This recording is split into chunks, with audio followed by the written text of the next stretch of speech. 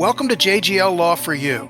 This podcast is sponsored by Joseph Greenwald and Laake, a suburban Maryland law firm that has been representing clients throughout the D.C. metropolitan area and across the country for close to 50 years. JGL Law for You is a podcast by lawyers, yes, but not for lawyers only. On JGL Law for You, we will bring you up close and personal with our lawyers and some special guests who will be discussing how to navigate the many legal processes, developments in the law, other current events, and how they may affect you, your family, or your business. I'm very excited today. We've got two lawyers from opposite ends of the workers' compensation spectrum, so to speak, different sides of the aisle, I guess, in the political world. On the one side, we've got David Schoenfeld, who's a senior workers' compensation partner in the Washington, D.C. office of the law firm of Kiernan Treback. He has nearly 30 years of experience in workers' compensation insurance defense matters and in the representation of home builders and construction-related concerns. On the other side of the fence, we've got Joseph Greenwald and Lake's own Deborah Fraser-Smith. Deborah, who's making her second visit here on our podcast, is chair of the Workers' Compensation Insurance Group at Joseph Greenwald and Laake. She's been honored by her peers by being inducted to the College of Workers' Compensation in the American Bar Association. She sits as an appointed member of the Senate House Oversight Committee on Workers' Compensation and Employee Benefits of the Maryland Legislature. Twice, Deborah has been awarded one of the top 100 women in the Maryland Daily Record, and once again in 2021 listed among best lawyers in America by her peers. Welcome to you both. Thanks for coming aboard today. Thank you, David. Glad to be here. So we've got the plaintiffs, we've got the defense. Are you two friends, or we bring in two people that cross swords a little too often to be friendly? Longtime colleagues, respect for each other very much. It's interesting. The workers' compensation field is rare in law in that both sides of the fence are pretty friendly with each other. So there's definitely a mutual respect. That's really neat. It's nice to hear. Now, I guess though that because you have different roles, you do look at cases in this area differently with a fair degree of regularity, I presume, right? Absolutely. All right. So let's get right into things and issues that are at the tip of what's going on in the country today relative to COVID, and talk to me a little bit about any emergency case law that might be related to COVID and causation in terms of employee-related issues.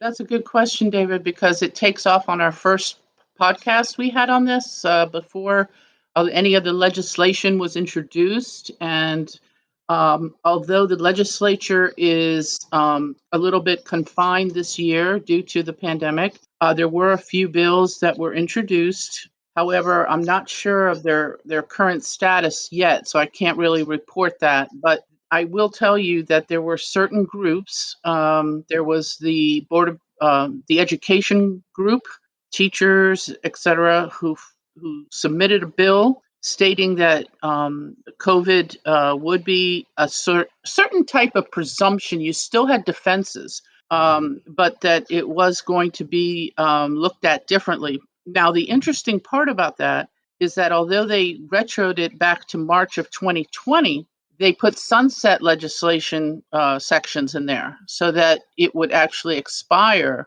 in 2022, anticipating that the crisis would end. So in the legislation itself, if I understand what you're saying, is there's actually tacked in a beginning and an end to what the rules would be. Yes, they tried to limit the scope because everybody obviously is having fiscal restraint issues. So it'll be interesting to see what comes out. I wish I had that info right now, but I don't. And maybe we'll do a follow-up after this session is over and tell folks, really what happened. But it's interesting that there are a few bills that were introduced pertaining to the field of education, pertaining to frontline supervisors, frontline workers. So we'll see what happens. The other piece of legislation, which is not COVID related, that came out was one to try to handle the cannabis as a medical issue and to provide reimbursement for folks who choose to get prescriptions or not even prescriptions, but choose to purchase that as a pain medicine. So that'll be interesting to follow as well. In Maryland, there are a number of bills that are pending. I think everyone's trying to sponsor the bill.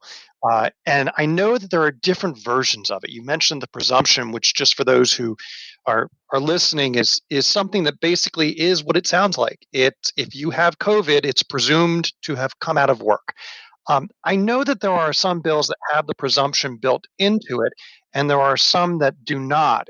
There is, at least on my side of the fence, which is the defense side, there is a tremendous pushback, not to the COVID legislation, that's probably needed, but to the presumption included in it, where if someone has COVID, which you can get pretty much anywhere, then they're going to be presumed to have come out of work. I also know that the way that they define some of those people, one of the bills actually includes a presumption for everyone who's considered, essential, which is pretty much everyone from, working in a warehouse to, working at a hospital to working at a restaurant. So that's pretty broad, and I know that's getting pushed back. I do want to mention that the District of Columbia actually passed a law, and they decided to go slightly differently. They went and basically defined COVID as a possible occupational disease, but didn't actually, and they did it through emergency legislation too, but didn't apply a presumption. So I don't know if that actually is, at the end of the day, going to change the law. What we're seeing a lot of, though, is not just workers' comp legislation, but as DC did it, the way that you approach your employees, you can't retaliate against them, which kind of makes sense. But it is interesting, and it's fluid. Can I ask you too about this presumption issue? Because as lawyers, we deal with these terms all the time. But so if I'm an employee out there, Deb, and you tell me, okay, we don't have to. There's a presumption that you got COVID at work. What does that mean to you in terms of representing that client? What you have to prove, or what now you don't have to prove? Well, that's a good question, and it's all still being defined because a presumption, as David was saying, simply means that the commission or the fact finder, the decision maker can presume that you got it at work with the following issues. For example, one of the bills said that you must have, if you want to file for that, you must have a positive test, first of all, a performed valid test showing you have COVID, and you have to have received it within 14 days of working and being around the workforce. I mean, there's requirements. And then with a presumption, you can always refute it. I mean, if you have proof that they were a week before that with a grandfather who had COVID, that comes out, obviously. But we're right now at hypotheticals because I'm not sure where the legislation is. I do know that a lot of people in the workers' comp community are kind of waiting to see what really happens because we may not get the legislation because sometimes, especially in Maryland, if we wait enough, things work itself out. We're not really like gung ho to do something and then step back from it. I'll give you an example. When we had a decision called Harris from the Court of Appeals, we all panicked that this case had changed everything that was going to happen in workers' comp for years because what it did, and it didn't, right, David? I mean, the Harris case said that now instead of you proving that you had a slip or a fall, if you had an unusual exertion caused by something at work, you were able to cover it. And basically, it's semantics, but immediately people wanted to pass legislation. And you know what? Nothing happened, really. I mean, there was no big increase in cases because of it. It didn't change anything. No. It really didn't. So, you're still allowed to file for those types of claims. But in answer to your question, I know I'm going around it, David, is just that the difference would be that you still would need a causal statement saying that the person from a medical point of view has this condition and that it's related to work. It would just make the case easier to bring if you had the presumption and if you met the qualifications of that bill. But I think if they do pass something, I don't think it'll be a long-term thing.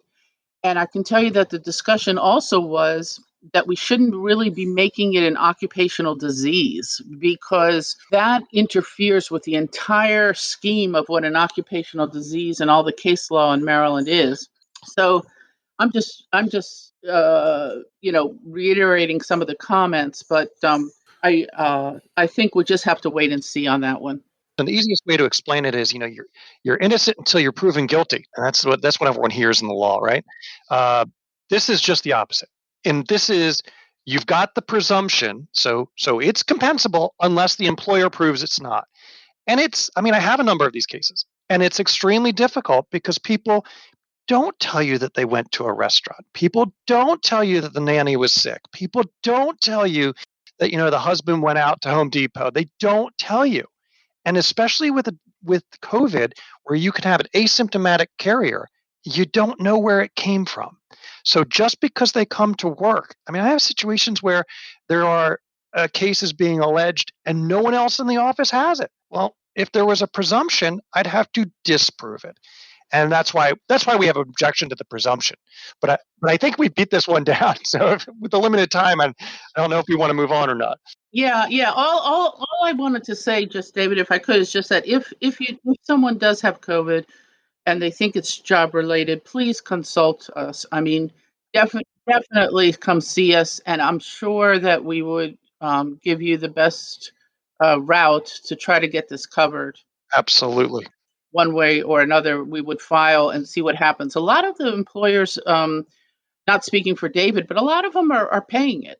That we see, a lot of them do not want to see this go to court, and they will pay the COVID benefits in one way or another.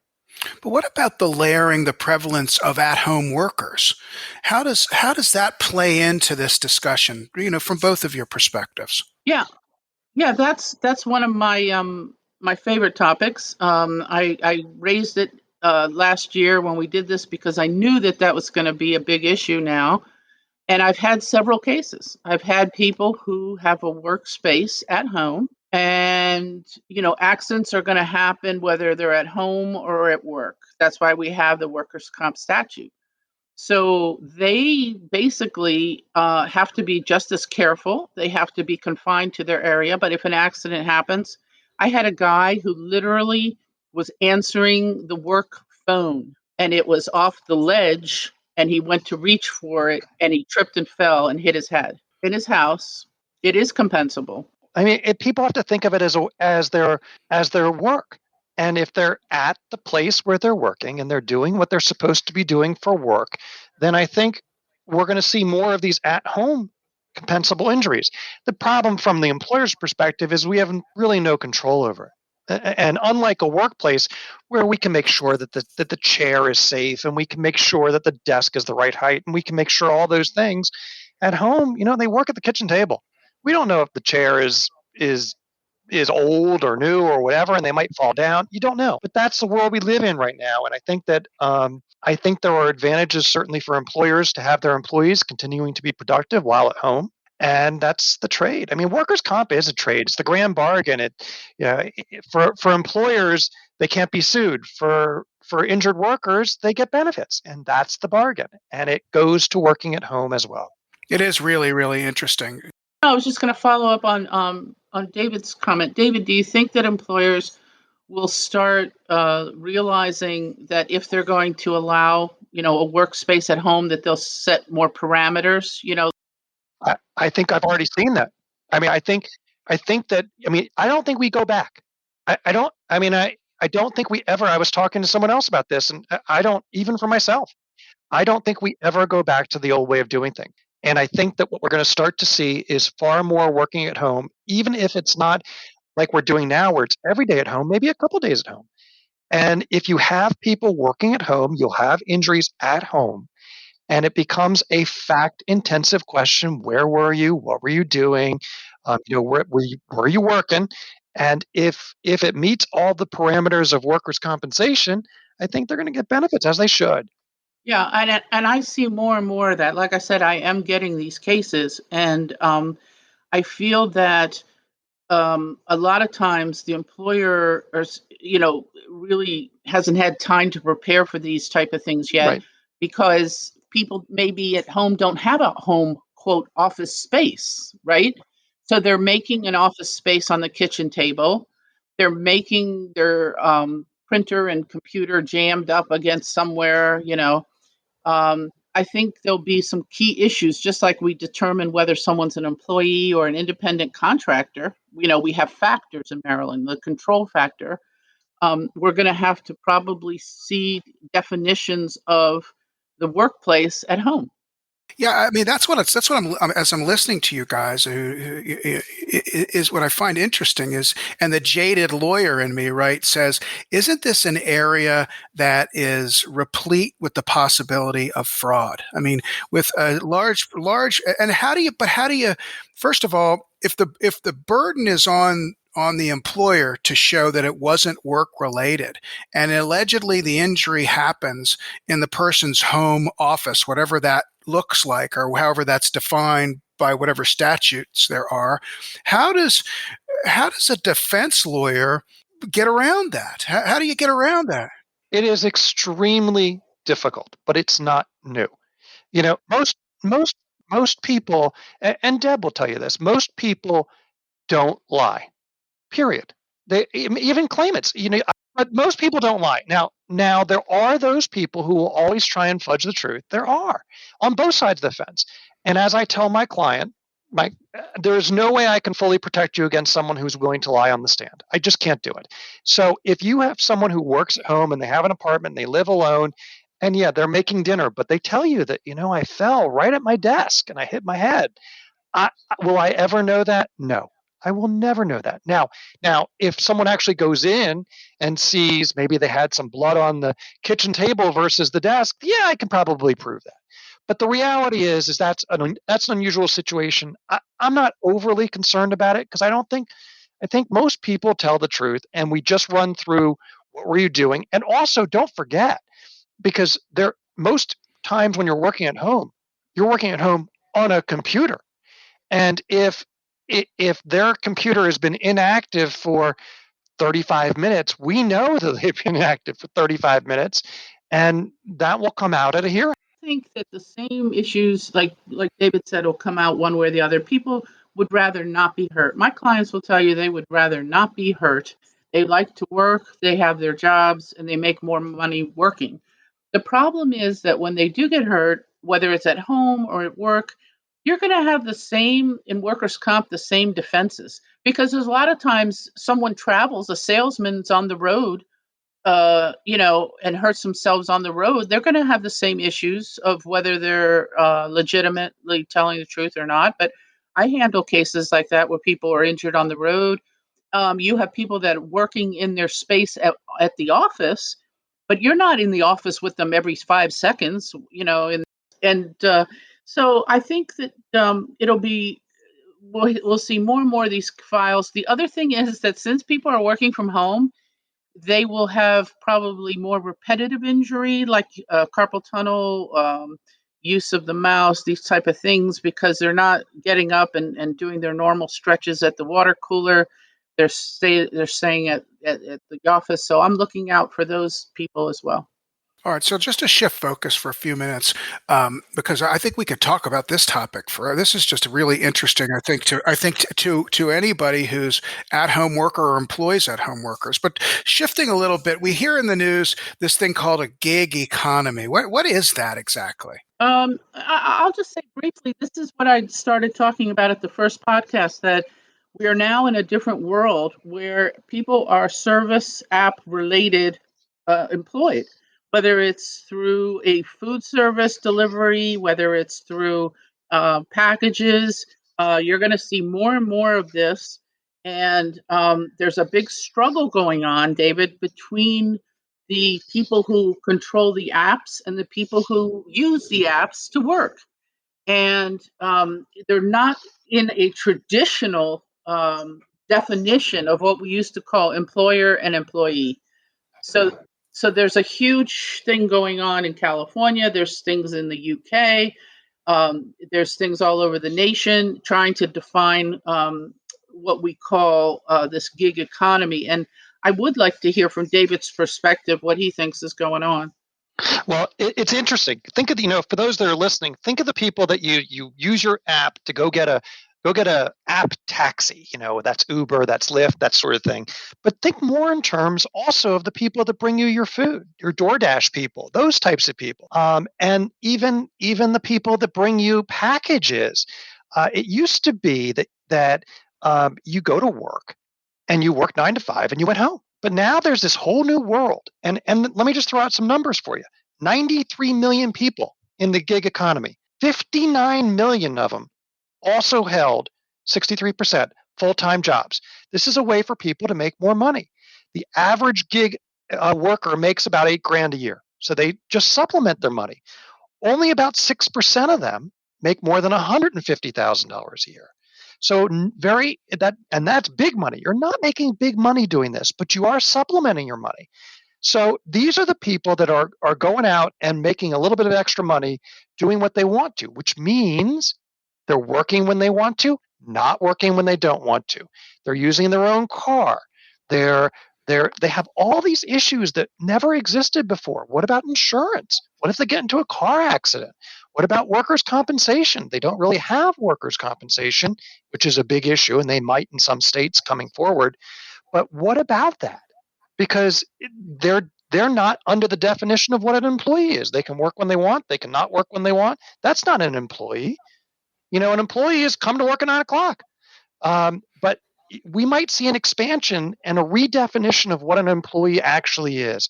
I know that the major employers, the Lyfts of the world and the Ubers of the world are fighting this because their business model isn't this. It was use our app, work when you want to, don't work when you don't want to.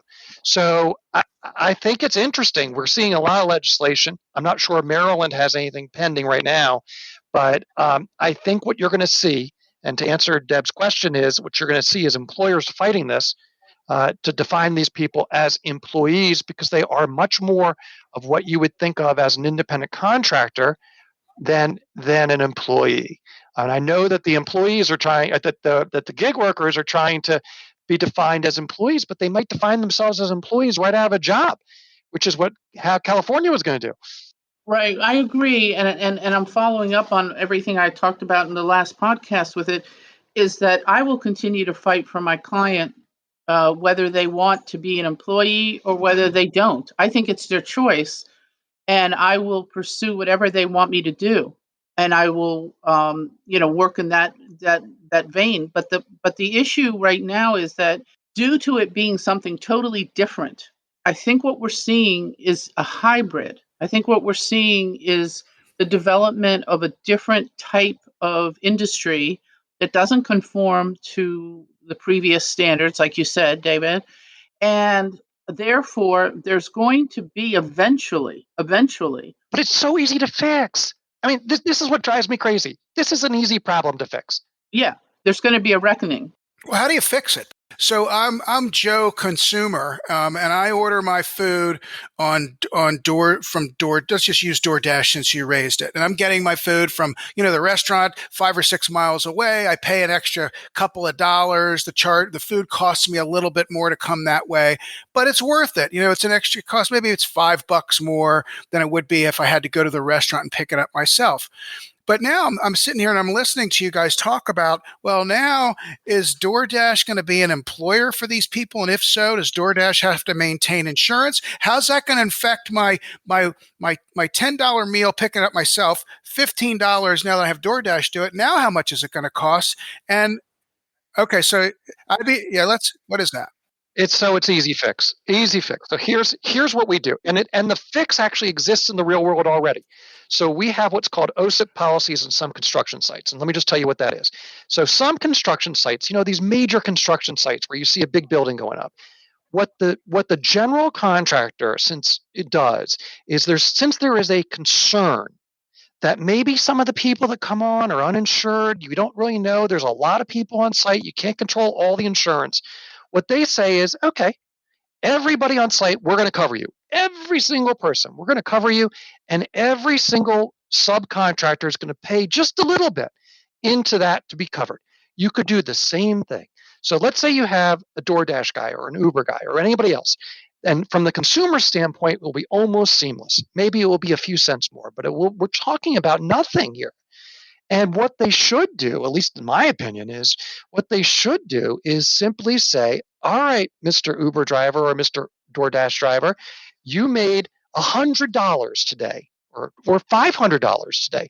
Of the $500, we're going to keep $2.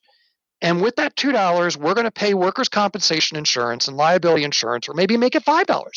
And you're going to be fully covered if anything happens. So we won't necessarily be your employer, but I guess we would be. I guess they would be employers. But no matter what, you're going to have insurance. But you're going to have to pay for it because you really are your own employer. And all they need to do is do it that way. David, isn't that already being done in the construction field? It is being done. That's exactly right. You and I have been handling these construction cases. I've been dealing with it and getting comp for them. And it's just, to me, as I said in the last podcast, I don't understand why the fight, because it's going to be a loser-loser situation instead of a winner-winner situation. And they're spending all this money in the fight that could go to the workers. Now, I am aware, right, and I do know exactly what David said, is that some of these food delivery things are doing exactly what he just said already. However, they haven't included the workers' comp component. They're missing it. They're doing more of like, you can pay in and get something kind of like an AFLAC, where you get your wages and this and that, but you don't get your permanency award. You don't get lifetime benefits like workers' comp would provide. So it's still missing. It's almost there. But I would say to people out there, if you're in those fields, get representation, if you need it. I don't know why some big, large insurance company who does a lot of workers' comp, and they're out there, doesn't come up to the gig economy employers, for lack of a better word, of the world and say, all right, you want to cover your people and not have this problem? We want to make some money. Let's figure this out. It's not a hard fix. As I said, and as Deb said, it exists in other fields already because the problem is not new. It's just different. The people who are handling this, the problem with workers' compensation, and which is the world we live in, is the people that workers' compensation is often an afterthought. So they're not thinking in these terms. David, I think if you and I handled it and ruled the world, we'd fix it. Sounds like a plan. Interesting. Well, I think that we could have one of these every day and still not get through a lot of these issues, which are on the front burner for so many people, whether they're employees, whether they're employers. And I want to thank both of you for showing up today. This has been really, really interesting. Now, if folks who've been listening in want to reach out and get a hold of you, let's start with you, David. What's the best way for people to reach you?